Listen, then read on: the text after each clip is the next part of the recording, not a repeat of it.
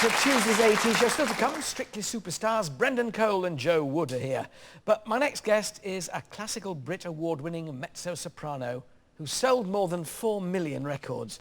Her 7th album, which was released last week, sailed straight into the top 10. Please welcome Katherine Jenkins.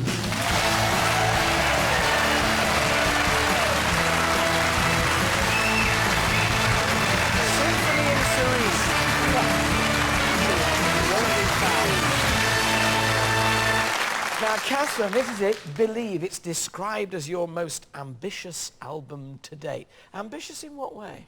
Well, I wanted to make an album that I suppose was my most crossover, my most commercial and accessible album. So it's definitely on the lighter side of the classical stuff. But for me, it's always been about trying to encourage more people into classical music. So I hope that that's the album that will do it. Will there come a point, do you think, where you do opera and we see you on the stage doing a full-length...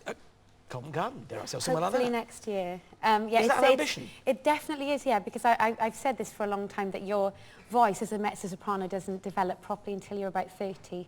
And I'm going to be 30 in the middle of next year, so it's definitely something that I'm really keen to do.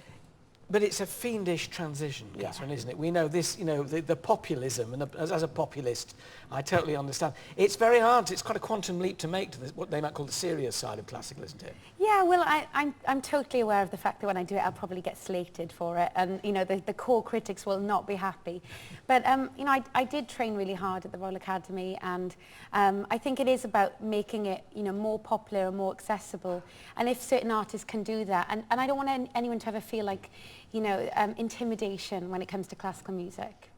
You had rather an intimidating experience yourself, I gather. You were in a hotel room and you got a call about someone's birthday party. Now, tell me this story. Is it true? Because I've only read bits of it. No, it's true. I had just arrived in LA. I was making the album there, and I get a call from David Foster, my producer, who sort of said, I can't remember, do you like Barbra Streisand or not? And I said, I love Barbra Streisand. And he said, well, it's her birthday party tonight. Do you want to come?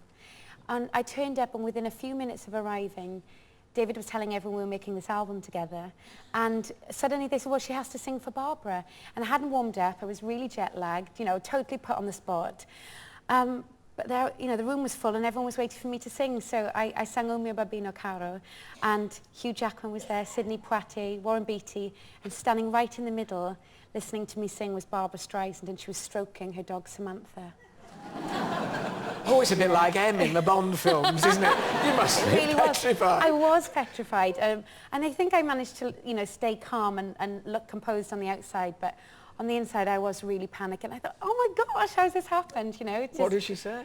She was lovely. I went over and talked to her afterwards, and I don't think she believed that she had a younger fan base, you know, because when I did the show with Darcy, Viva La Diva, I paid tribute to her. She was one of my inspirations. So when I told her that I had done that, and then she started talking to me about songs and songs she thought I should be singing. So we had a really good chat. It was nice. Well, I know you're touring next week in arenas. You know, you're doing your first big solo arena tour, yes, in March next year. But for now, as you did it for Barbara, would you mind awfully doing a song for me? Of course. Wonderful. For you. Okay, bless you. You pop over there, I'll introduce you. Thank you. Here we are.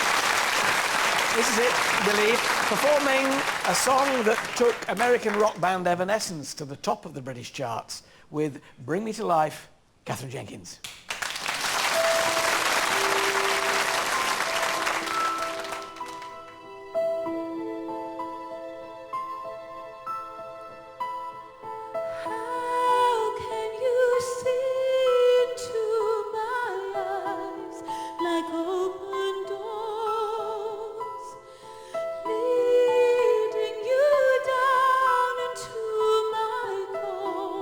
Where I've become so numb.